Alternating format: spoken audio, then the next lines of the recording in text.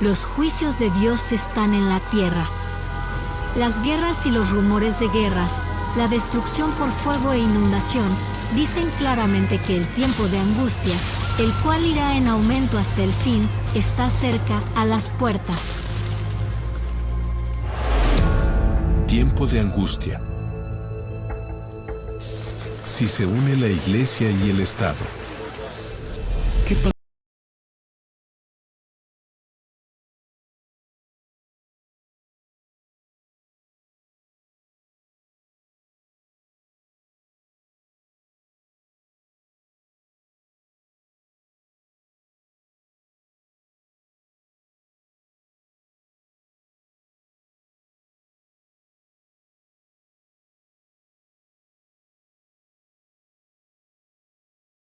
Venezuela.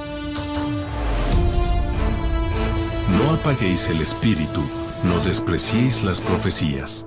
Bienvenidos en la tarde de hoy a este su programa en línea. Qué alegría el poder tenerles con nosotros y compartir las buenas nuevas del Santo Evangelio de nuestro Señor Jesucristo. Oliver Coronado estará con ustedes, esperando que juntos podamos pasar una tarde maravillosa. Como siempre, Mari Carmen Díaz de Coronado está en la Secretaría Técnica. Juan Eduardo Dicea nos acompaña en la dirección de Radio La Voz Internacional. Todos unidos a la red de emisoras de Radio La Voz Internacional en Venezuela, sus emisoras en diferentes estados y compartiendo nuestra señal también a través de nuestras redes sociales. Gracias por seguirnos y que Dios pueda bendecir a toda la audiencia. De antemano quiero recordar que estamos en la www.coronaestudio.org y también transmitiendo a través de lavozinternacional.org. También quiero aprovechar y recordar que estamos en nuestras redes sociales. Aproveche y comparta el tema de hoy y el programa de hoy porque va a ser de gran bendición espiritual. Sobre todo apenas estamos iniciando el programa. Tenemos tiempo, así que aproveche para compartir lo que es la temática de la tarde de hoy. Bienvenidos, Oliver Coronado en YouTube. Espero que se haya suscrito y que active las notificaciones. Coronado Oliver en Facebook. Gracias por seguirnos a través de nuestra red de Facebook. Corona Studio 7 en Twitter. Recuerde que esas tres opciones permiten que usted nos pueda mirar en vivo, no solamente escuchar, también nos puede ver. Estamos en patreon.com/coronaestudio, donde puede descargar, compartir, apoyar nuestro ministerio, tener todos los materiales que ofrecemos. Y por supuesto, si quiere escribirnos, info@coronaestudio.org. Pregunto a mi gente, ¿están con nosotros? Estamos en vivo totalmente, así que un abrazo para todos los que nos sintonizan. Allá en California, Diana Zavala, muchos abrazos y bendiciones. Desde Venezuela, Colombia, Argentina, Chile, Ecuador, Bolivia, Uruguay, Paraguay, Perú. Un abrazo para toda nuestra gente, igual en Centroamérica, Belice, República Dominicana, en Cuba. Un abrazo muy especial a nuestra audiencia, también en Puerto Rico. Saludamos a todos los que nos están sintonizando en El Salvador, en Panamá. Gracias por estar en sintonía. Muchos abrazos a los que están en México y también en los Estados Unidos de América, igual en Canadá. Y saludos muy especiales a nuestros hermanos que desde la Unión Europea nos sintonizan. Saludos a nuestros hermanos en Guatemala. Gracias por estar en sintonía. Muchos saludos. Igual en Italia, en España, en Francia. Qué bendición tan grande es poder tener una familia tan especial como la que nosotros tenemos. Y hoy vamos a tener un tema sumamente interesante. Queremos que ustedes de antemano estén listos porque ya mismo vamos a dar entrada a lo que es el tema de hoy. Así que hago sonar el redoble y nos pasamos directamente.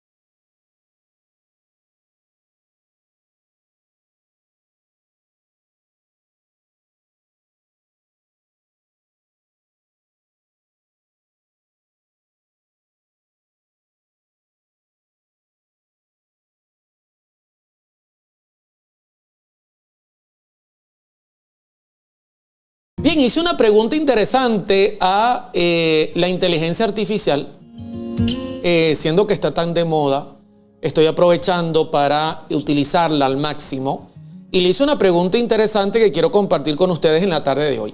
Miren esta pregunta: ¿qué pasaría en el mundo si se uniera la iglesia y el Estado? Le hice esta pregunta a la inteligencia artificial porque ella tiene mucha información en cuanto a lo que sucedió en el pasado cuando la iglesia y el Estado se unieron. Entonces quiero saber si ella tiene alguna idea de qué pasaría en el mundo si se uniera la iglesia y el Estado. Y miren la respuesta que me dio la inteligencia artificial a través del chat GPT. Esta fue la respuesta. La unión de la iglesia y el Estado, conocida como el concepto de teocracia, en un Estado teocrático, las leyes y políticas serían dictadas por líderes religiosos, lo que podría llevar a la imposición de valores y creencias religiosas específicas a toda la población. Interesante. ¿Qué podría ocurrir? Bueno, que líderes religiosos sean los que dicten las leyes y que esto lleve a la imposición de valores y creencias religiosas a toda la población. Se acabaría la libertad de conciencia. Esto podría restringir la libertad de expresión, la libertad de culto y la igualdad de derechos entre las personas de diferentes religiones o creencias. Bueno, lo vimos en el pasado. Exactamente fue lo que ocurrió, mis queridos hermanos, en el pasado, cuando la iglesia se unió con el Estado y se convirtió en una teocracia.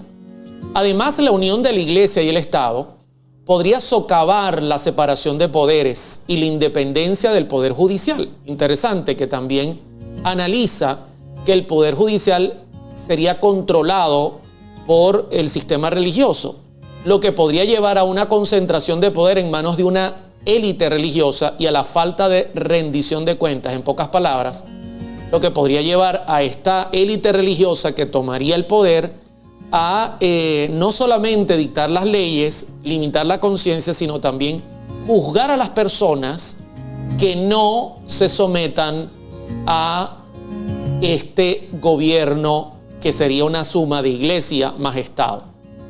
Interesante lo que dice la inteligencia artificial, ¿no? Porque sin duda es lo que hemos estado estudiando. Justamente hemos estado estudiando que el resultado, querido hermano, querida hermana, el resultado de en el pasado de la Edad Media fue justamente eso. Se unió la iglesia y el Estado, la iglesia dictó las leyes, la iglesia controló el poder civil, limitó la conciencia, la iglesia también controló la parte judicial y el que no se sometía simplemente en una situación tan complicada como esta era llevado directamente a las autoridades. Así que no cabe la menor duda, ¿no? No cabe la menor duda que la inteligencia artificial está bien clara y nosotros también, porque nosotros no tenemos inteligencia artificial, sino la hemos bautizado inteligencia espiritual. Ahora bien, quiero estudiar el tema de hoy a la luz de lo que también Jesús nos dijo en cuanto a las profecías que él presentó en la epístola de San Mateo.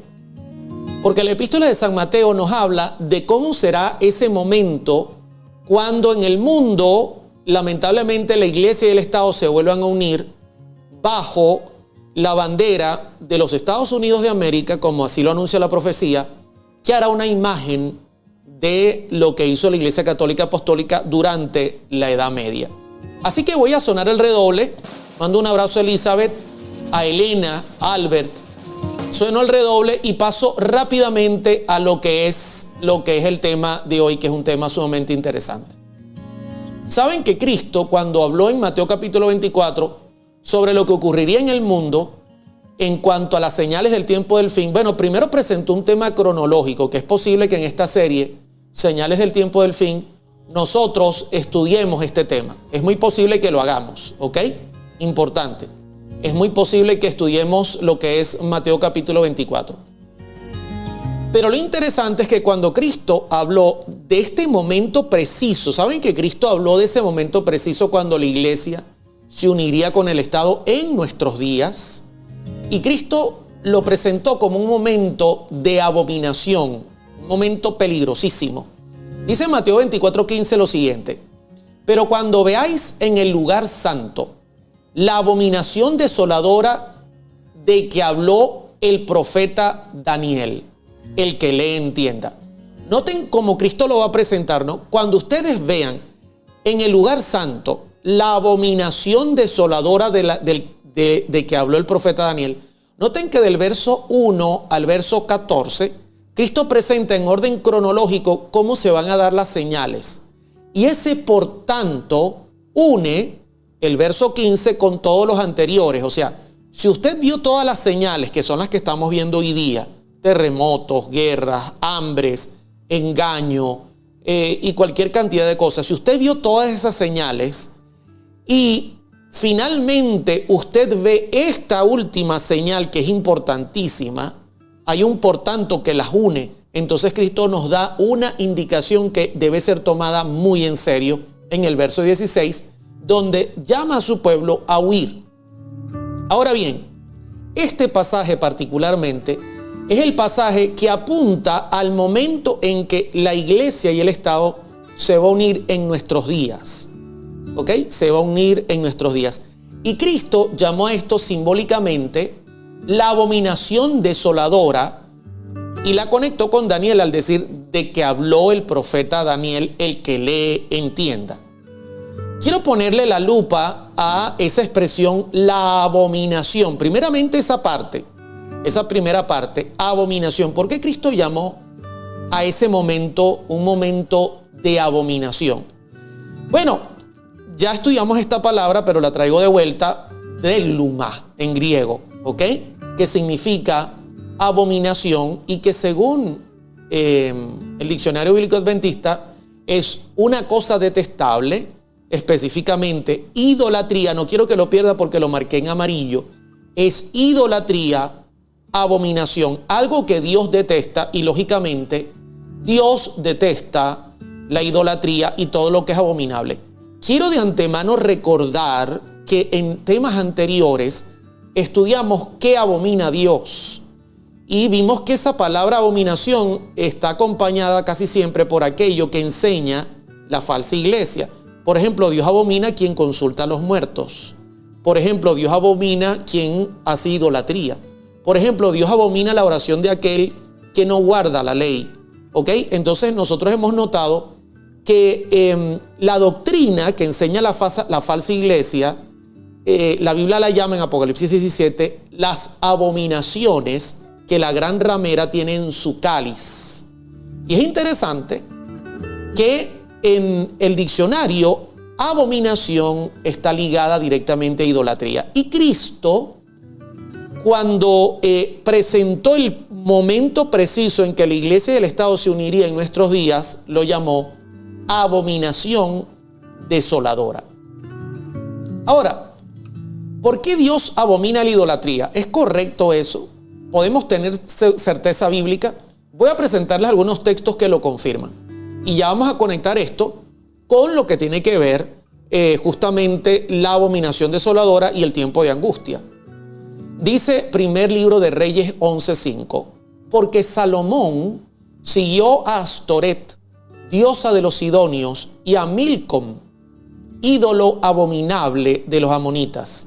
Noten cómo el primer libro de Reyes conecta lo que es abominable con la idolatría. De hecho, esta es Milcom. Esto es una estatua real de Milcom, ¿ok? Aquel Milcom que los amonitas adoraban, que los amonitas rendían culto. Este es Milcom, ¿ok? El que estoy colocando ahí en la imagen. Y Salomón, una vez que se unió a sus esposas y concubinas y comenzó a tener relaciones con pueblos paganos, casándose con ellas, lamentablemente comenzó a imitar el comportamiento de estas naciones que Dios había echado adelante de Israel. Noten cómo se conecta la abominación con la idolatría. Eso es importante. Voy a colocar otro texto que es interesante. Por ejemplo, primer libro de Reyes 11:7. Entonces edificó Salomón un lugar alto a a Quemos, ídolo abominable de Moab. Miren cómo lo llama, ídolo abominable de Moab, en el monte que está enfrente de Jerusalén. Y a Moloc, de hecho, esta estatua es de Moloc, ídolo abominable de los hijos de Amón.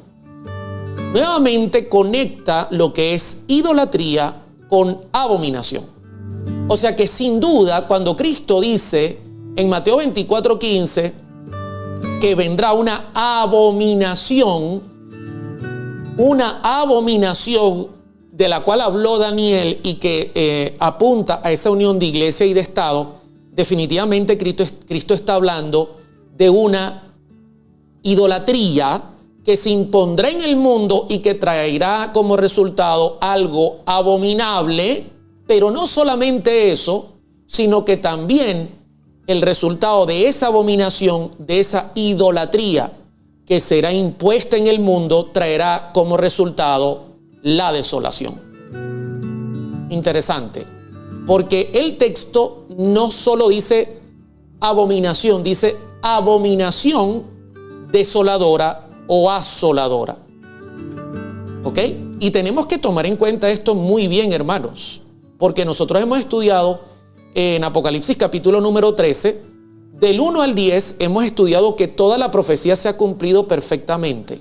Todo se cumplió perfectamente cuando habló del catolicismo apostólico romano. De hecho, el verso 10 termina diciendo que el que lleva en cautividad será llevado a cautividad, y el que a espada mata, a espada ha de ser muerto. Así termina el verso 10, y vimos que eso se cumplió en 1798 en la persona de Pío VI, el Papa Pío VI, que fue llevado cautivo a Francia. Inclusive le preguntamos a la inteligencia artificial y dijo, eso es correcto, tal cual usted lo está leyendo. Entonces, tenemos que tomar en cuenta que del 11 en adelante se levanta una imagen de la bestia. Una imagen de la bestia. Hay un poder en el mundo que sube de la tierra y que va a ser una imitación de lo que hizo la primera bestia. Y justamente Mateo 24:15 habla de qué ocurrirá en ese momento. Y es el que estoy colocando en pantalla. Por cuanto, cuando veáis en el lugar santo la abominación desoladora. Noten, este es el momento en que la iglesia y el Estado se unen en nuestros días. En nuestros días. ¿Ok? Porque es algo abominable. Ir en contra de la libertad de conciencia, crear intolerancia, crear una dictadura religiosa, es algo abominable. Dios no está de acuerdo con eso. Y mucho más cuando hay de por medio una falsa doctrina. Pero quiero que tomen en cuenta que el resultado de colocar en el lugar santo algo abominable, un ídolo, traerá desolación. Dice abominación asoladora o desoladora de que habló el profeta Daniel. Quiero colocarle la lupa ahora esa palabra desolación. Desolación, para que también la miremos con la lupa. Es del griego eremosis, que significa desolación, desolador o destrucción. O sea, al colocar el ídolo, el resultado va a ser una destrucción. Eso es lo que está diciendo Mateo 24:15. ¿Ok? Y quiero que vean esto. Miren cómo Lucas presenta el mismo texto, es el mismo texto de Mateo 24:15, pero bajo la visión de Lucas. Recuerden que Lucas no estuvo presente. Lucas lo que hizo fue indagar la historia y ponerla en orden. Así inicia Lucas en su capítulo 1, en la epístola de San Lucas. Y cuando Lucas habla sobre el sermón que Cristo le dio a los discípulos al salir del templo, Lucas, en vez de decir, cuando veáis en el lugar santo la abominación asoladora, Lucas dice, en Lucas 21:20, pero cuando viereis a Jerusalén rodeada de ejércitos, sabed entonces que su destrucción ha llegado. Y aquí era donde yo quería llegar. Este es el punto donde yo quería llegar. Este texto de Lucas 21:20 es el mismo mensaje de Mateo 24:15. Idéntico. Lo único que Lucas lo presenta bajo la narrativa de San Lucas, mientras que Mateo lo presenta bajo la narrativa de Mateo el publicano. Ahora, ¿por qué Lucas, hablando de la abominación desoladora, dice, cuando viereis a Jerusalén rodeada de ejércitos, sabed entonces que su destrucción ha llegado? Quiero que noten, mis queridos hermanos y hermanas, que lo que trajo la destrucción a Jerusalén fue la abominación que Israel hizo previo a esa destrucción. Voy a repetir eso porque es importante que usted digiera la idea. Lo que trajo sobre Jerusalén la destrucción que Cristo dijo, no quedará piedra sobre piedra que no sea removida. Lo que trajo esa destrucción, ese asolamiento, ¿ok?, fue exactamente la abominación que Israel hizo previo a esa asolación. O sea, Israel hizo algo muy grave que trajo como resultado que Roma viniera, invadiera Israel y la desolara. Que no quedara piedra sobre piedra y que todo Israel fuera esparcido en el mundo. Y Lucas lo presenta de esta manera.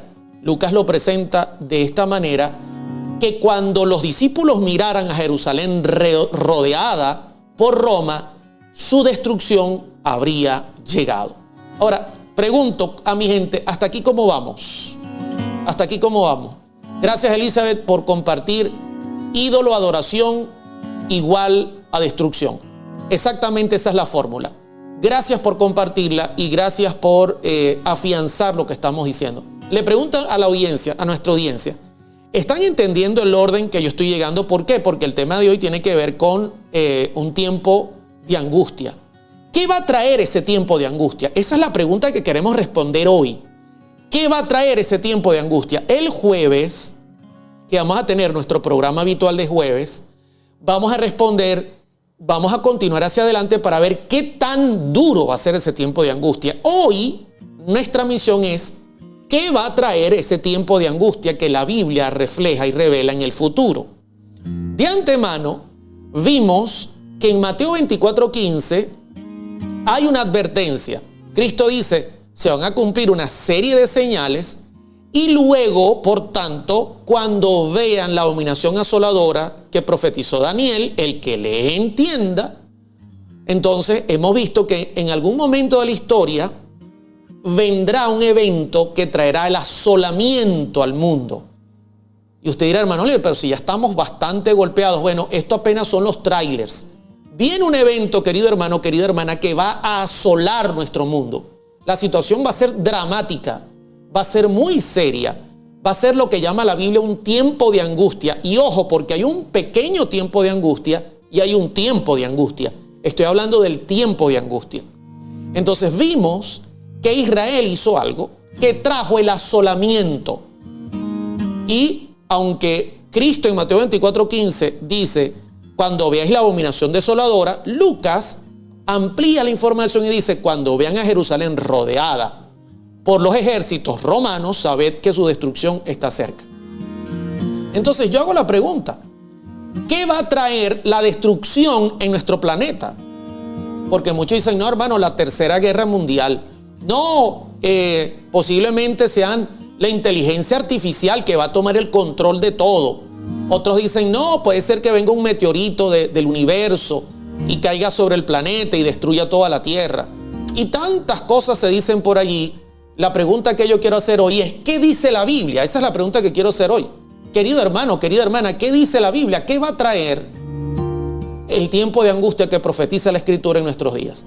Voy a hacer una pregunta que es interesante y que nos interesa conocer, porque lo que pasó en Israel en el año 70 después de Cristo, cuando ella fue rodeada por los ejércitos en Jerusalén, es un pálido reflejo de lo que va a pasar en nuestros días.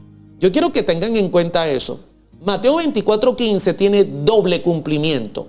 Se cumplió en el año 70 después de Cristo, cuando Israel, sobre todo Jerusalén, fue sitiada por Roma, pero la Escritura dice que tiene doble cumplimiento, o sea, se va a cumplir en nuestros días. Vino el asolamiento por culpa de las abominaciones que hizo Israel. y Roma la sitió. Entonces la pregunta es, hoy, ¿qué está pasando en el mundo? ¿Qué es lo que va a traer esta abominación desoladora en nuestro mundo? ¿Quién representa simbólicamente el ejército que viene a destruir a Jerusalén? Sueno el redoble y paso directamente a la respuesta. Y fíjense lo que dice la inteligencia artificial. Yo le hice esta pregunta. ¿Por qué fue destruida Jerusalén en el año 70 después de Cristo? Miren la pregunta que le hice, ¿no? Quiero saber qué opina la inteligencia artificial. Porque aunque es artificial, no es espiritual. Y nosotros tenemos que tratar de equilibrarla con la escritura. Entonces le hice esta pregunta. ¿Por qué fue destruida Jerusalén en el año 70? Algo muy conocido. Miren la respuesta que me dio. La destrucción de Jerusalén en el año 70, después de Cristo, fue el resultado de una serie de conflictos entre los judíos y los romanos. En el año 66 después de Cristo, los judíos se rebelaron contra el dominio romano en Judea, lo que llevó a una guerra prolongada entre los rebeldes judíos y las fuerzas romanas. En el año 70 después de Cristo, después de varios años de asedio, las fuerzas romanas bajo el mando del general Tito lograron infiltrarse en la ciudad de Jerusalén y la saquearon y destruyeron. Óigame, interesante. La inteligencia artificial, primero, gracias, reconoce que Jerusalén fue sitiada en el año 70. De hecho, nos cuenta la historia. Tito entró con su ejército. Primero fue un ejército y rodeó Jerusalén.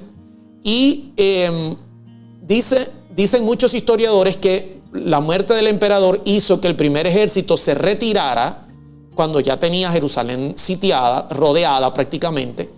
Y pasó un breve tiempo, ese breve tiempo lo aprovecharon los discípulos de Cristo para huir, porque Cristo les dijo, cuando vean eso, huyan. Entonces ellos estaban en Jerusalén y se vieron rodeados. ¿Y para dónde vamos a ir?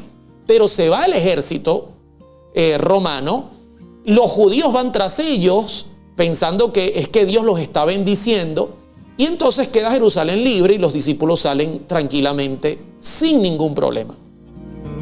Pero pasado el tiempo, regresa Tito, así lo dice la historia. Justo en el año 70, rodea Jerusalén y esta vez sí logra infiltrarse y destruye completamente la ciudad, no dejando piedra sobre piedra. Y la mortandad que hubo fue terrible. La carnicería que hubo, dice Flavio Josefo, fue una cosa horrenda. Pero la inteligencia artificial tiene un error en su respuesta.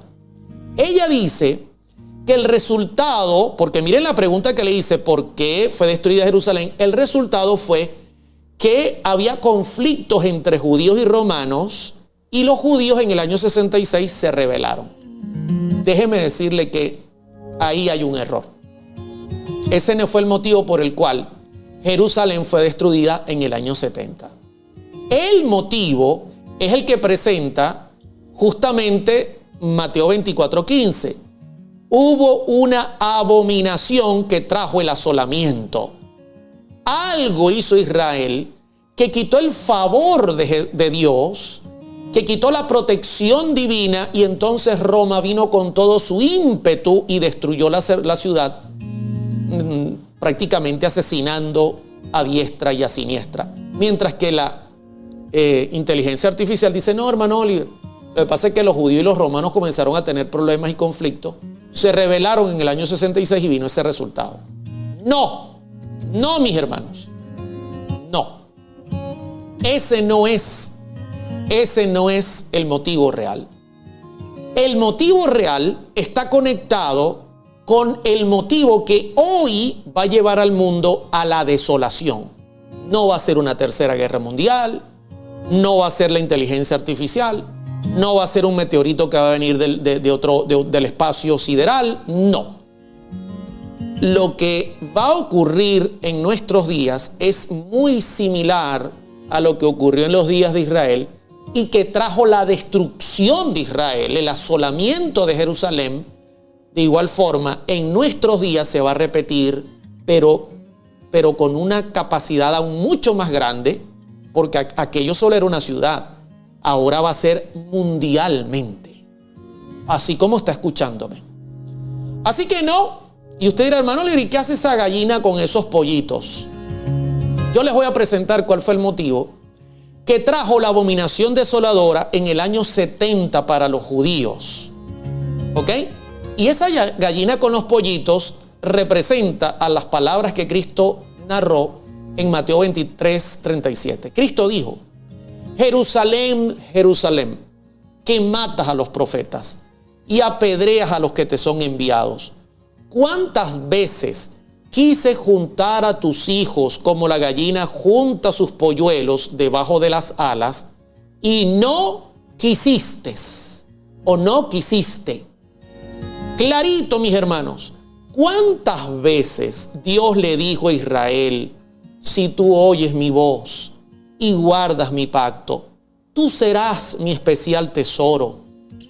¿Cuántas veces Dios envió profetas diciéndole a Israel: Israel, vuelve a Jehová, guarda su santa ley, pide ayuda al Eterno? Y no, sino que apedreó, mató a los que eran enviados. ¿Cuántas veces el mismo Cristo estaba al borde de ser asesinado como el principal de todos los enviados, porque era el propio Hijo Inmaculado de Dios? Y no quisieron, mis hermanos. Por eso puse esa foto donde la gallina tiene a sus pollitos abajo. No, Israel dijo: no, nosotros nos queremos andar jugando en el campo, no queremos tu protección. Y Jesús lloró al entrar a Jerusalén y lamentó esa actitud. Ahora bien, ¿qué pasó para que Dios tomara su decisión de retirar la protección que Dios por tanto tiempo había colocado sobre Israel? ¿Qué ocurrió, mis queridos hermanos? La Biblia no lo niega. La abominación que ocurrió y que llevó a Roma a rodear Jerusalén en el año 70 y destruirla, está escrita en la Escritura. Valga la redundancia. De hecho, voy a compartir la sentencia que ellos mismos se dieron a sí mismos. Valga la redundancia nuevamente. Miren la sentencia. Estoy leyendo Mateo 27, 22 y 23. Este es el episodio donde Cristo es llevado a Pilato para ser juzgado. Y Pilato no consigue una razón real para matar a Jesús, porque no consigue nada malo en él. Y en el verso 22 Pilato les dice: ¿qué pues haré de Jesús, llamado el Cristo? Todos le dijeron: sea crucificado. Y ese todo es el pueblo que estaba reunido allí delante de la casa de Pilato. Verso 23. Y el gobernador les dijo: pues, ¿qué mal ha hecho? Pero ellos gritaban aún más diciendo: sea crucificado. El mismo gobernador lo investigó. Estaba cansado Pilato de ver gente mala, perversa, asesina, gente que buscaba rebelarse, causar problemas al imperio, mentir, robar, extorsionar, matar. Estaba cansado de ver gente así. Pero cuando Pilato vio a Jesús, no vio una persona con esas características. Vio a un ser único, amén, un ser especial, un ser maravilloso, un ser con porte principesco, como un rey. Y Pilato quedó sorprendido y les dice: mira, yo no hallo nada contra él, crucifícalo, dice el pueblo. Y él insiste: pero ¿qué mal ha hecho? Y ellos gritan: crucifícale. Y ahora quiero que noten la sentencia, porque esto es interesante. Versos 24 y 25 de Mateo 27. Viendo Pilato que nada adelantaba, sino que se hacía más alboroto, tomó agua y se lavó las manos delante del pueblo, diciendo: inocente soy yo de la sangre de este justo. Allá vosotros, ustedes son los responsables. Verso 25. Y poniendo todo el pueblo, o respondiendo todo el pueblo, dijo: miren la sentencia, su sangre sea sobre nosotros y sobre nuestros hijos. Óigame. Qué terrible esta sentencia que el pueblo asumió sobre sí mismo. Qué terrible. aquí se está cumpliendo la abominación que traerá como resultado el asolamiento. Y ya yo les voy a decir cuál es la abominación como tal, ya la van a ver. Pero aquí el pueblo prácticamente, miren, yo quiero que miren, hermanos, por favor, yo quiero que se concentren conmigo, porque esto es importante que ustedes lo vean. Yo quiero que usted mire esto desde todos los ángulos teológicos posibles. Desde todos los ángulos teológicos posibles. Le hago una pregunta. ¿Pilato representa al poder político? Sí. Pilato representa al poder político. Muy bien, gracias. Le hago una pregunta. ¿El pueblo de Israel en sus dirigentes y en el pueblo presente representa a la iglesia? Sí, representa a la iglesia. O sea que aquí tenemos una unión entre iglesia y Estado delante de este juicio. Sí. De hecho, ellos dicen, nosotros no tenemos autoridad para matarlo, porque nosotros somos la iglesia, le dicen los fariseos y los saduceos. Nosotros no tenemos autoridad para matar a nadie porque nosotros representamos a la iglesia. Quien tiene autoridad para matar eres tú. Entonces, por eso te lo hemos traído a ti, para que tú lo mates. Pilato, que tiene la espada política y del gobierno, les dice, pero es que no hallo nada contra él. Lo he verificado. El hombre es inocente. ¿Qué hago con él? Y el pueblo, junto, la iglesia representada allí, sacerdotes más pueblo, dicen, crucifícale, dicen. Queremos que les crucifique. Yo le hago una pregunta a la audiencia. ¿Quién está presionando al legislador político para que viole la libertad de conciencia y mate a nuestro Señor Jesucristo? ¿Quién está presionando? Es el pueblo unido con la iglesia, haciendo esa fuerza, haciendo esa presión de ser una mayoría, de tener cierto poder. Le dicen al sistema que legisla, queremos que lo mates. El problema aquí es un problema religioso. Él no nos gusta. Está bien, no ha hecho nada malo, pero no nos gusta lo que predica y queremos que lo mates. ¿Están viendo la unión iglesia más Estado? ¿Están viéndola? Y luego nosotros podemos notar que Pilato, viendo que está presionado, viendo que nada adelantaba, sino que se hacía más alboroto. Noten la presión del legislador. O sea, óyeme, el pueblo me está presionando. Hay un alboroto. Quieren que yo les dé lo que ellos me piden. Entonces toma agua, se lava las manos delante del pueblo. Ahí está la iglesia, ahí están los sacerdotes. Y dice, yo soy inocente de la sangre de este justo. Allá ustedes. Y responde todo el pueblo, responde la iglesia, su sangre sea sobre nosotros y sobre nuestros hijos. O sea, se arma el cuadro completo y ellos asumen la responsabilidad de asesinar a nuestro Señor Jesucristo. Aquí hay una representación pequeña de lo que la Biblia dice que ocurrirá en nuestros días. Y ahora quiero que noten lo que Elena de White tiene que decirnos en cuanto a esto en El deseado de toda la gente, página 688, párrafo 3. Su sangre sea sobre nosotros y sobre nuestros hijos. Este espantoso clamor ascendió al trono de Dios. Esa sentencia que pronunciaron sobre sí mismos fue escrita en el cielo. Esa oración fue oída. La sangre del Hijo de Dios fue como una maldición perpetua sobre sus hijos y los hijos de sus hijos, hablando del pueblo de Israel.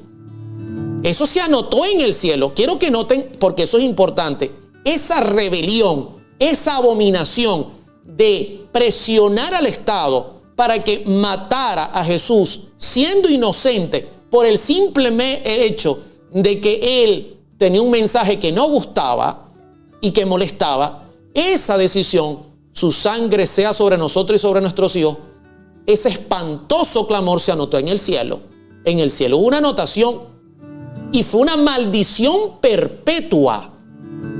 fue tan serio que cuando yo le pregunté a la inteligencia artificial sobre Israel y sobre la destrucción de Jerusalén, ¿qué relación tiene eso con el pueblo judío? Miren lo que me respondió. La destrucción de Jerusalén también tuvo consecuencias políticas y religiosas importantes. Marcó el final de la presencia judía en Judea hasta el establecimiento del Estado de Israel en 1948. Yo se lo voy a decir en español para que usted lo entienda.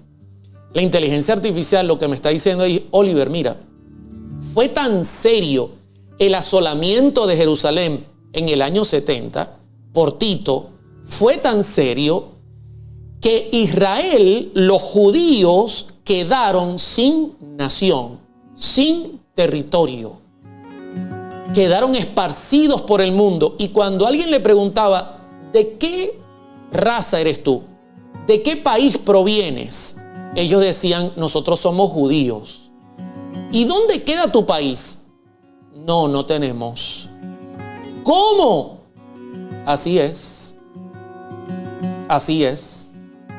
O sea, miren cómo el pecado de haber llevado a Jesús, al Hijo de Dios, a juicio, siendo inocente, presionar al sistema de gobierno para que lo matase, siendo una iglesia lo que lo llevó a la cruz.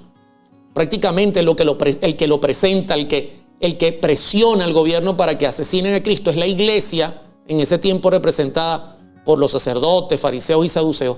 Fíjense el resultado que trae, la desolación que trajo, la destrucción de Jerusalén en el año 70, que si usted lee la historia de Flavio Josefo se espanta, porque Flavio Josefo dice que primero rodearon la ciudad y no permitieron que entrara nadie ni saliera nadie, incluyendo agua, incluyendo provisiones.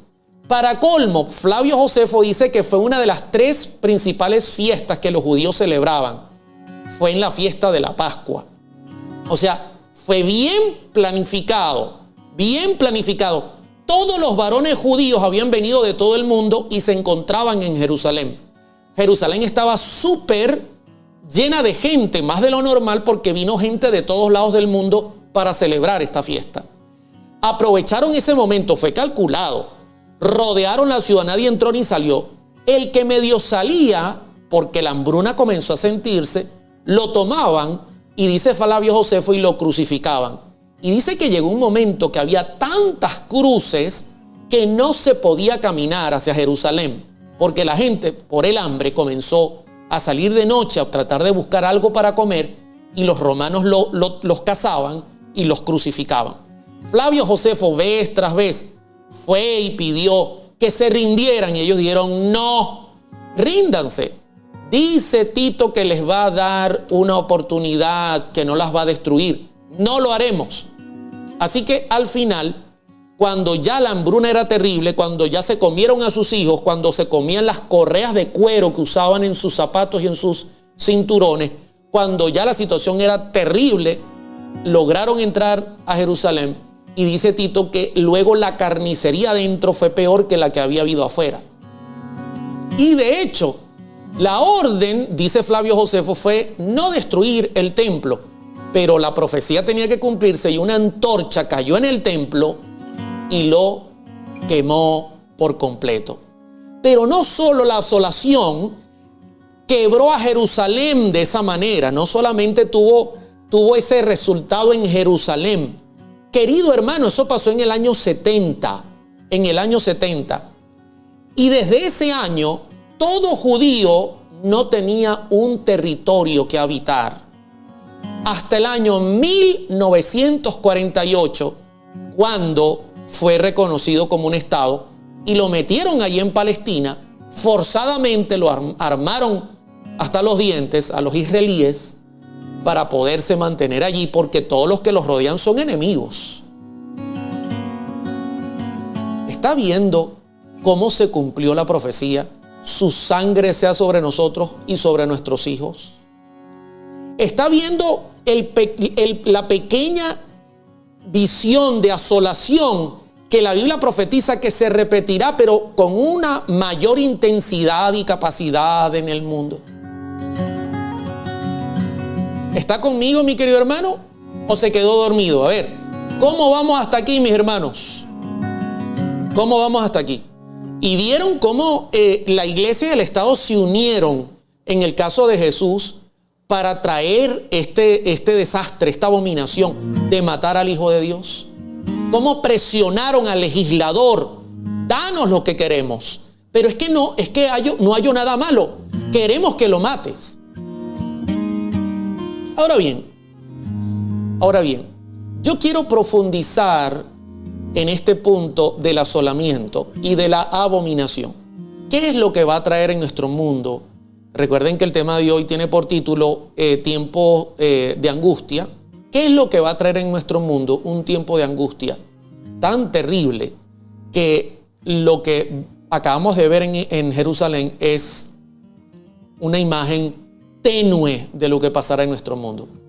Bueno, sueno el redoble y ruego que me sigan, porque ahora vamos a mirar la cara de la moneda que nos toca a nosotros, porque ya vimos la cara de la moneda que le tocó a Israel. Y muchos dicen: tremendo, hermano Oliver, óigame, ¿cómo es posible que esto pasó? Hermano, la Biblia profetiza que se va a repetir, pero en términos aún mucho más amplios.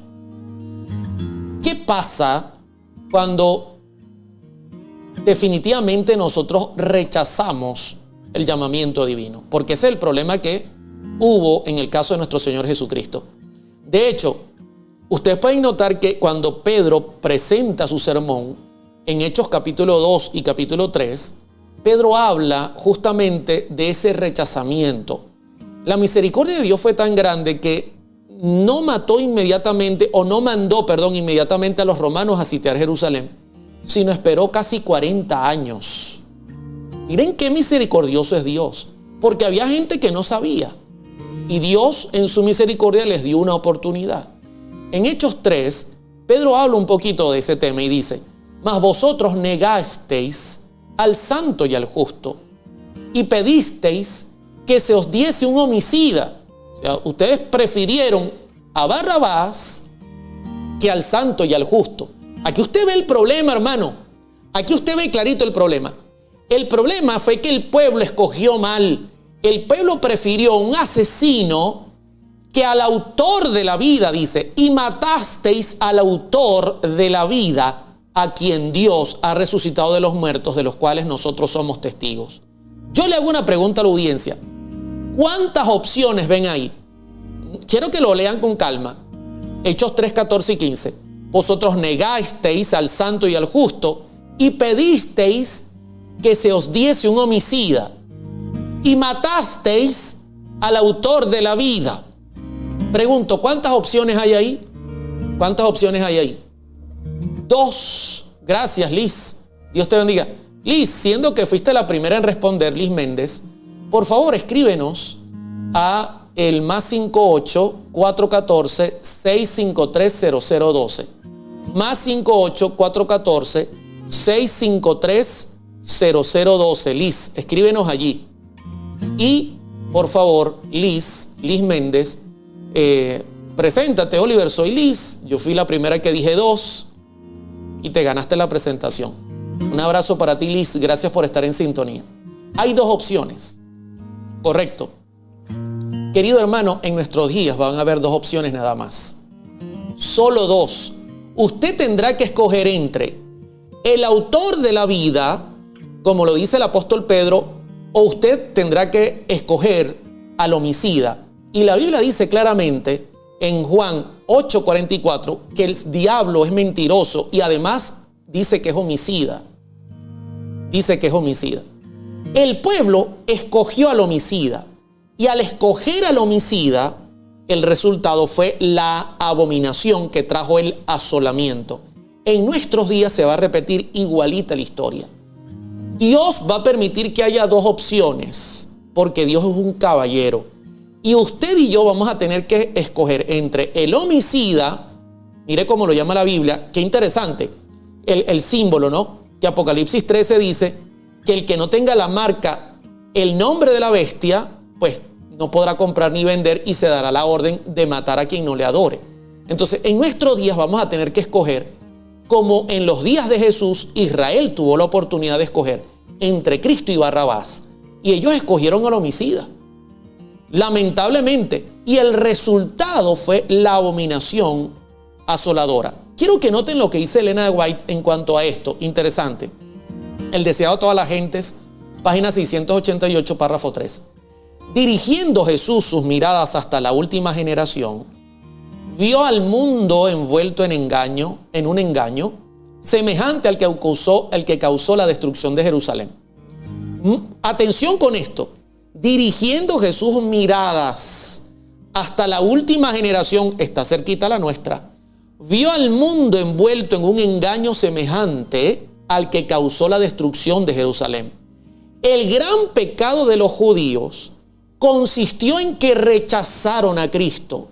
El gran pecado del mundo cristiano iba a consistir en que rechazaría la ley de Dios, que es el fundamento de su gobierno en el cielo y en la tierra.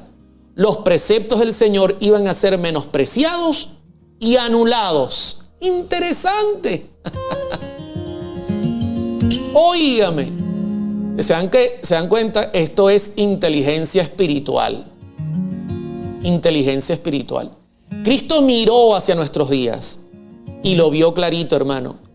Así como hoy me están rechazando a mí y el resultado va a ser la destrucción de Jerusalén, así en nuestros días el gran pecado del mundo cristiano va a consistir en rechazar la ley de Dios, que es el fundamento del gobierno en el cielo y en la tierra. Óigame, tremendo eso, mis hermanos. Eso es tremendo, ¿sabe? Increíble. Y le voy a contar algo. Usted puede ver en todos los ámbitos de la vida cómo el ser humano está rechazando vez tras vez la ley de Dios. Mire, en lo que es, por ejemplo, el movimiento LGTBQ+, de frente tiran la ley de Dios al piso. Prefieren presionar a los legisladores para que se aprueben leyes en favor del pecado. Usted lo puede mirar, por ejemplo, en todo lo que tiene que ver con la religión hoy día. Aunque la Biblia dice que el sábado es el día del Señor, la mayoría de los religiosos creen que es el domingo. O sea, estamos mirando la misma repetición, pero con detalles interesantes. Los judíos rechazaron a Cristo. Ese fue el pecado que llevó a la abominación asoladora. En nuestros días, aman a Jesús, entre comillas, pero rechazan su santa ley. Óigame, mire cómo Cristo dice en Juan 14:15. Si me amáis, guardad mis mandamientos.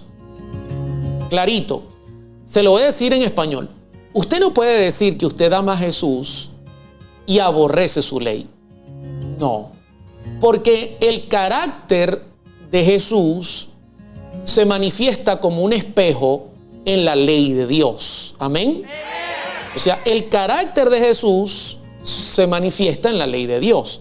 Por eso cuando usted lee Juan 14:15, lee de esta manera: si me aman a mí, guarden mis mandamientos. ¿Ok? Entonces, hoy día tenemos un problema serio.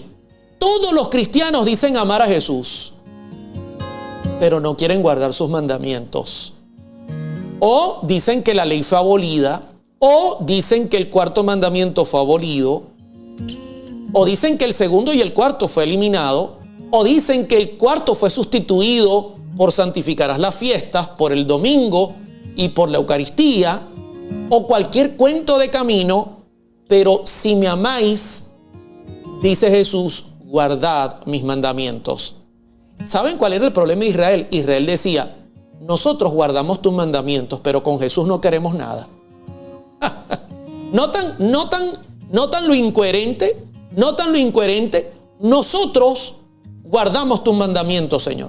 No tenemos problema con eso. ¿Cuáles? Todos. Cuando Cristo le preguntó al joven rico,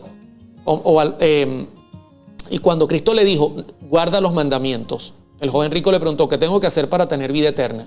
Guarda los mandamientos. El joven rico le dijo, ¿cuáles? Y Jesús le dijo, yo los he guardado desde mi juventud. Y entonces Jesús le dice, bueno, anda, vende todo lo que tienes y sígueme. Si tú los has guardado, tú tienes que amarme por sobre todas las cosas, así que no vas a tener problema. Pero el joven rico se dio la vuelta y se fue. El joven rico guardaba los mandamientos, pero no amaba a Jesús. Israel se llenaba la boca de guardar los mandamientos, pero quería matar a Jesús. Hoy día es al revés. Hoy día la gente dice amar a Jesús. Tú eres lo más hermoso que hay, tú eres lo más lindo que hay, pero con la ley no quiero nada. Con la ley no quiero nada. El sábado ese judío no me lo nombren. No. Por favor, nosotros estamos bajo la gracia. Es la misma escena, mis hermanos. Es la misma escena. De hecho, les voy a poner esta cita de Elena G. de White. Miren lo interesante. Ella dice, en Mensajes Selectos, tomo 1, página 269, párrafo 1, dice, cuando los judíos rechazaron a Cristo, rechazaron el fundamento de su fe. Increíble. Cristo mismo les dijo, vosotros escudriñáis las Escrituras porque creéis que en ellas se encuentra la vida eterna. Ellas son las que hablan de mí. Y ellos rechazaron a Cristo. Y al rechazar a Cristo, rechazaron el fundamento de su fe. Y por otro lado, el mundo cristiano de hoy, que pretende tener fe en Cristo, pero rechaza la ley de Dios, está cometiendo un error similar al de los engaños o al de los engañados judíos. ¿Está notando, mi querido hermano, que es el mismo cuadro que aconteció en los días de Israel? Es el mismísimo cuadro. La única diferencia es que Israel decía amar la ley de Dios, pero no quería nada con Cristo. Pero el pueblo actual, el mundo cristiano actual dice amar a Cristo con todo el corazón, pero eso sí, no me hables de la ley de Dios. Estamos bajo la gracia. Yo hago con mi vida lo que yo quiero, pero eso sí, Cristo es lo más bello que hay, lo más hermoso que hay.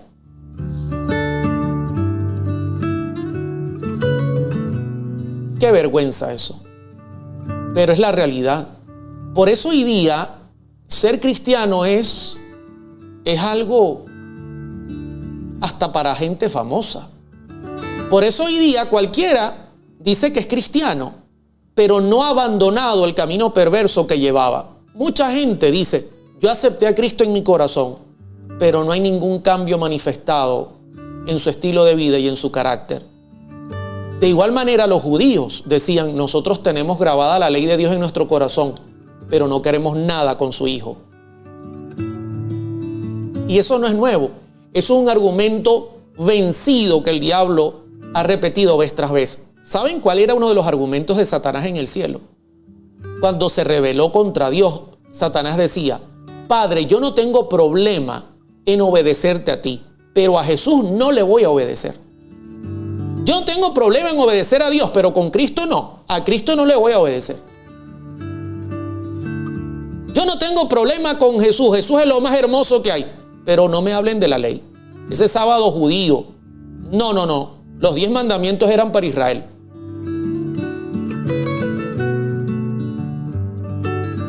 Qué desastre, mis queridos hermanos. Qué desastre.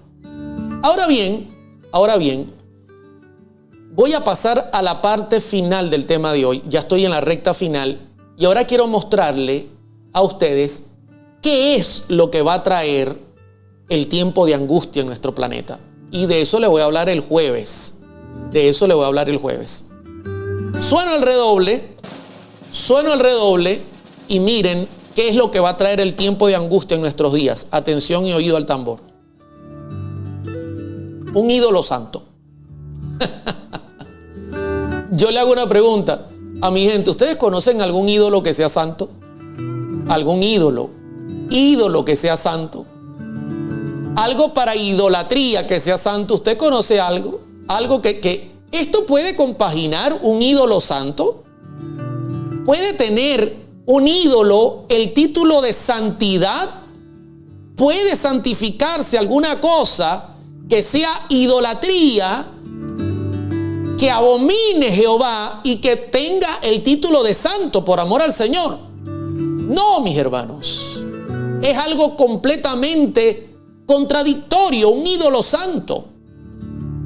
Ahora bien, miren esto interesante. En Ezequiel 44:23, Dios le dijo a los sacerdotes: y enseñarán a mi pueblo a hacer diferencia entre lo santo y lo profano. Otras versiones dicen entre lo sagrado y lo profano. Y le enseñarán a diferenciar entre lo limpio y no limpio. Otras versiones dicen diferenciar entre lo sagrado y lo impío, o lo que no es sagrado. Otras versiones dicen entre lo santo y lo común, entre lo limpio y lo no limpio. El trabajo de Dios, que Dios colocó a los sacerdotes, era que enseñaran al pueblo a diferenciar aquello que Dios llama santo de aquello que Dios llama común. Algo así tan sencillo, mis queridos hermanos. Así de simple.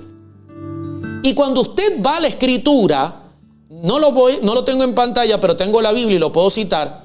Cuando usted va a la Escritura, en Éxodo capítulo 20, verso 8, usted consigue que en la semana hay un día santo que Dios llama santo y que es su día. Ok, se lo voy a colocar en varias opciones, no lo puse en el tema, pero yo tengo la Biblia y lo puedo colocar. Usted puede notar aquí rápidamente que Dios dice: acuérdate del sábado. Aquí debería decir sábado, lo voy a poner en Nueva Versión Internacional. Y usted va a notar que dice: acuérdate del sábado para consagrarlo.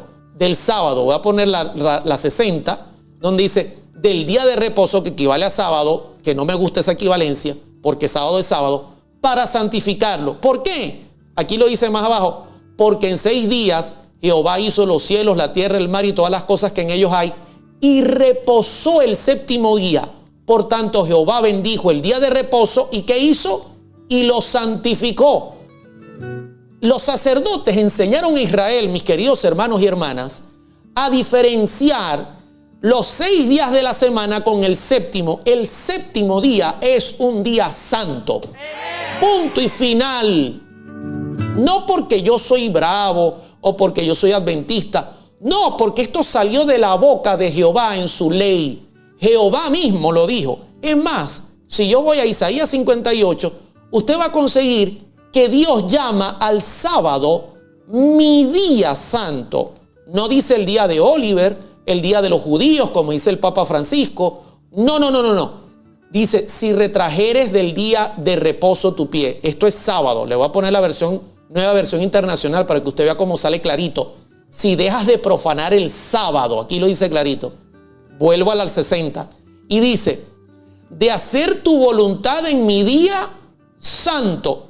El pueblo recibió de los sacerdotes la enseñanza para diferenciar entre lo común y lo sagrado, entre lo santo y lo profano. Y el pueblo sabía que el primer, segundo, tercero, cuarto, quinto y sexto día eran comunes, pero el sábado era santo. Dios así lo estipuló. No es que nosotros seamos mala gente. No. Dios así lo dijo, mis hermanos. Y Dios es el que santifica. Dios es el único que tiene el poder de santificar lo que Él quiere santificar, porque Dios es santo, santo, santo. Usted y yo no tenemos ese poder. Solo Dios lo tiene. De hecho, me vino a la mente, y yo podía pasar toda la tarde aquí, pero no es la idea. No es la idea.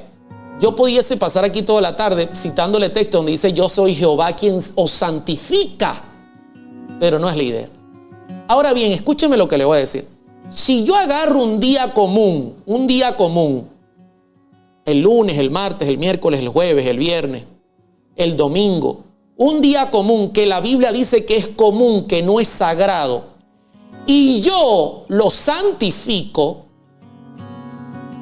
como día de adoración, ¿sabe qué estoy creando?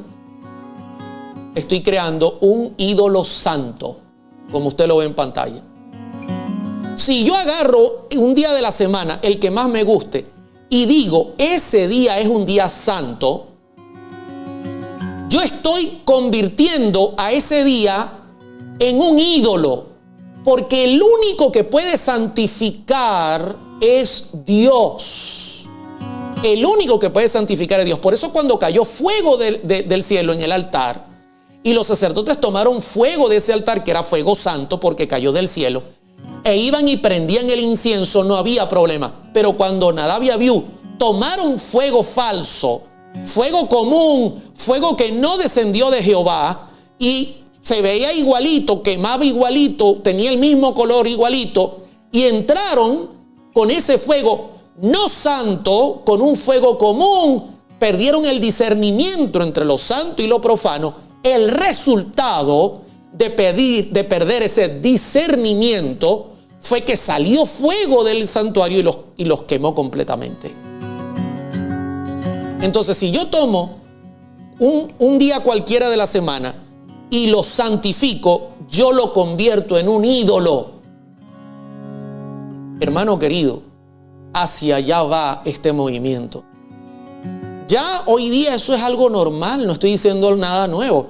De hecho, voy a citar de sus propios escritos, porque estas son citas propiamente católicas, apostólicas, romanas, donde ellos reconocen que tomaron algo común, como hicieron los hijos de Aarón, tomaron algo común y dicen tener el poder de santificarlo. Mire cómo lo dice en sus propios libros. Esto es fuente católica.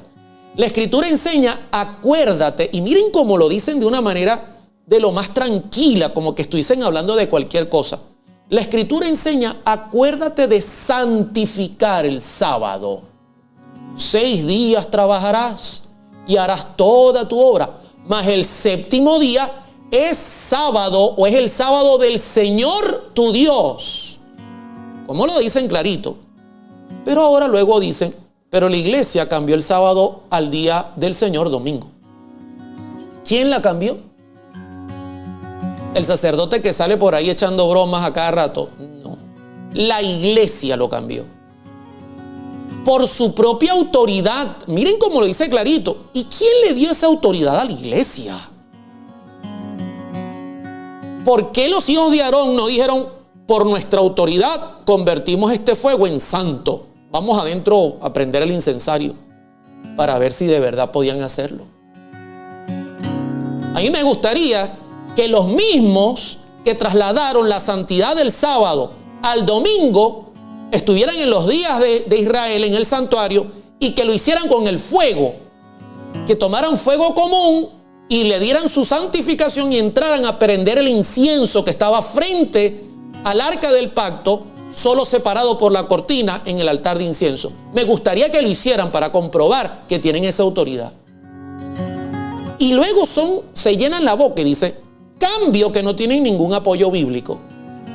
Hermano, esto es abominación. Esto es abominación. ¿Sabe qué va a pasar? Que cuando la iglesia y el Estado se unan para imponer estas enseñanzas de hombre, el cielo va a decir, están haciendo lo mismito que hicieron los judíos. Los judíos se llenaban la boca diciendo, nosotros guardamos la ley, pero no queremos nada con Jesús. Esta gente dice que aman a Jesús con todo el corazón, con toda su mente, con todo su ser, pero no quieren nada con su ley. Y lamentablemente el movimiento protestante es una réplica en cuanto al domingo en relación a lo que hizo la Iglesia Católica. Es una imagen, como dice Apocalipsis 13. ¿Qué día guarda la Iglesia Bautista Metodista? ¿Qué día guardan los pentecostales, Luz del Mundo? ¿Y bajo qué autoridad? La misma Iglesia Católica lo dice. No hay apoyo bíblico. No hay apoyo bíblico. El domingo lo reconocemos Día del Señor nosotros y lo hemos autorizado. Punto. Esto es una copia exacta de lo que pasó en los días de Israel. La única diferencia es que todavía no tienen a Pilato disponible para decirle, Pilato, a todo el que diga que no, te ordenamos que lo mandes a matar o lo metas preso. Voy a citar otro texto. Este es otra fuente católica. Mire cómo dice, claro que la Iglesia Católica reclama que el cambio fue suyo. No tienen ningún problema. Y este acto constituye una marca de su poder eclesiástico y de su autoridad en asuntos religiosos. Esto es abominación. Lo único que le falta, el único ingrediente que le falta a esta abominación es tener a Pilato sentado en el tribunal y decirle: Pilato, todo el que diga que no, te vamos a presionar como legislador para que tú lo metas preso y lo mates. Y si no te prestas, nosotros nos vamos a encargar de sacarte y poner a uno que lo haga. Porque por esa razón fue que Pilato accedió. Porque Pilato sabía que si no lo hacía, la presión podía llevarlo a salir del cargo que tenía. Hermano, esto es muy serio lo que yo estoy leyendo, porque podemos decir que físicamente el mundo está preparado, psicológicamente está preparado para abrazar este cambio, porque usted va a cualquier denominación y visita su iglesia y el día de congregarse es el día primero de la semana. Un día que supuestamente es santo, pero realmente cuando usted toma algo común y lo santifica, usted está creando un ídolo. Si yo agarro aquí un muñeco y digo que tiene poder para sanar, para perdonar pecados, para ayudar, para hacer cualquier cosa, y usted ríndale culto, eso es un ídolo. Mire lo que dice Elena de White. Y quiero terminar con estas dos citas. Joya de los Testimonios. Esto lo escribió ella en el año 1885. Como el acercamiento de los ejércitos romanos fue para los discípulos una señal de la inminente destrucción de Jerusalén, esta apostasía podrá ser para nosotros una señal de que se llegó al límite de la tolerancia de Dios. O sea, se lo digo en español. Así como el ejército romano venía hacia Jerusalén, el hecho de que nosotros veamos todo este movimiento que hay de unir las iglesias, de movimientos ecuménicos, de que todos se unan bajo una sola bandera, todo esto que está ocurriendo a nuestro alrededor, son señales de apostasía para nosotros y son señales claras de que se está llegando al límite de la tolerancia divina. Y solo falta un pasito, que es que a algún estado de los Estados Unidos de América se le ocurra la tremenda idea de aprobar alguna ley legislativa que permita forzar la libertad de conciencia. Voy a citar otro de Review and Herald, 2 de mayo de 1893. El pueblo de los Estados Unidos ha sido un pueblo favorecido. Pero cuando se restrinjan la libertad religiosa, renuncien al protestantismo y apoyen al papado, la medida de su culpa se habrá completado. Y en los libros del cielo, recuerda que ella misma dijo que en los libros del cielo se anotó cuando ellos dijeron: la sangre de él sea sobre nosotros y sobre nuestros hijos. Mire lo que ella dice ahora. Y en los libros del cielo se registrará apostasía nacional. ¿Y saben cómo termina? Y eso lo vamos a estudiar el día jueves. Ella termina diciendo que el resultado será la ruina nacional y la ruina mundial. Porque lo de Jerusalén es un cuadro pálido de lo que la profecía indica desde Apocalipsis 13, 11 en adelante. ¿Qué les parece, mis hermanos? Tema interesante, ¿verdad? Tema interesante. Un tema interesante. Que el Señor nos ayude a entender toda esta información, a entender lo cerca que nos encontramos, porque nos encontramos muy cerca. Todo anuncia, todo lo que estamos viendo, todas las señales, el calentamiento global. De eso yo le voy a hablar el jueves. El jueves voy a dedicarme ahora a ese punto. ¿Qué es lo que está pasando en el mundo? Es el tema del jueves. ¿Qué está pasando en nuestro mundo? ¿Por qué tantos tambores de guerra? Calentamiento global, tantas cosas raras, inmoralidad. ¿Hacia dónde va nuestro mundo con todo esto? Sin duda, todo apunta a que se acercan tiempos bien difíciles. Y si vemos al ejército venir, bueno, hermano, hay que prepararse. Hay que prepararse. Vamos a orar. Vamos a orar para poder entonces despedir el tema de hoy. Padre, te doy las gracias por tu palabra. Gracias por este día. Gracias por tus bendiciones. Gracias porque tu palabra está viva. Gracias por tus profetas. Y sobre todo, ayúdanos a prepararnos para encontrarnos contigo cada día. Y cuando, Señor, se nos pida cuenta de nuestra fe, nosotros hayamos caminado tanto tiempo contigo que no tengamos ningún temor de decir, nosotros creemos y amamos a Jesús y guardamos sus mandamientos. Así de sencillo. Que no vayamos a decir como los judíos de antaño, amamos tu ley, pero con Jesús no queremos nada. Que no caigamos en el gran vacío del cristianismo moderno. Amamos a Jesús, pero con tu ley no queremos nada. Tú quieres un pueblo que guarde los mandamientos de Jesús y además tenga la fe de Jesús. Gracias, Señor, por permitirnos presentar este tema, y acompáñanos en el resto del día y bendícenos, te lo rogamos en el nombre de Jesús. Amén, amén y amén. Bien, queridos hermanos, ha sido un honor y un placer acompañarles en la tarde de hoy. El Señor pueda bendecir a cada uno de ustedes. Recuerden, mañana vamos a estar con Vida y Salud con Mari a las 16 horas de Venezuela. Un programazo, no se lo vayan a perder porque va a ser de gran bendición. Como siempre, con buena información y con recetas. Y el jueves le esperamos con el tema ¿qué está pasando en el mundo? Que Dios bendiga a Venezuela y al mundo. Se les quiere mucho. Estamos viviendo en el tiempo del fin. El rápido cumplimiento de las señales de los tiempos proclama la inminente venida de nuestro Señor. La época en que vivimos es importante y solemne. El Espíritu de Dios se está retirando gradual pero ciertamente de la tierra. Las calamidades en tierra y mar, la inestabilidad social, las amenazas de guerra, como soberbios presagios, anuncian que se aproximan acontecimientos de mayor gravedad.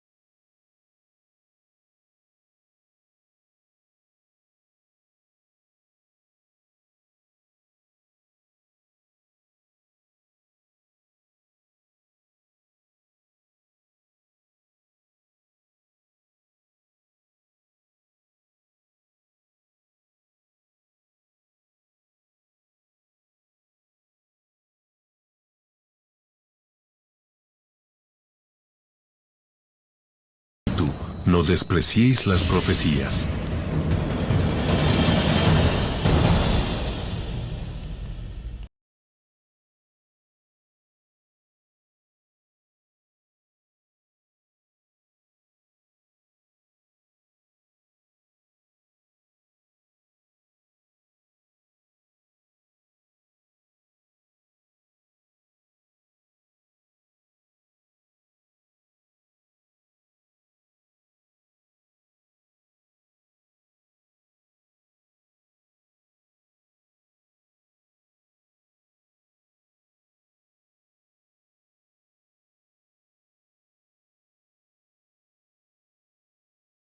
Vida y Salud con Mari.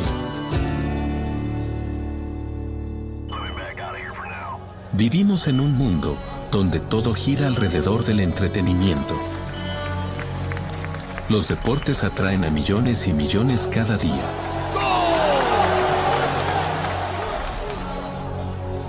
Estamos suscritos a canales donde las películas de acción, de terror o de suspenso consumen nuestro tiempo. Y la música no queda fuera de todos estos deleites incontrolables. Pero, ¿estamos invirtiendo nuestra fuerza, nuestra influencia y nuestro tiempo en las cosas que verdaderamente nos prepararán para el cielo?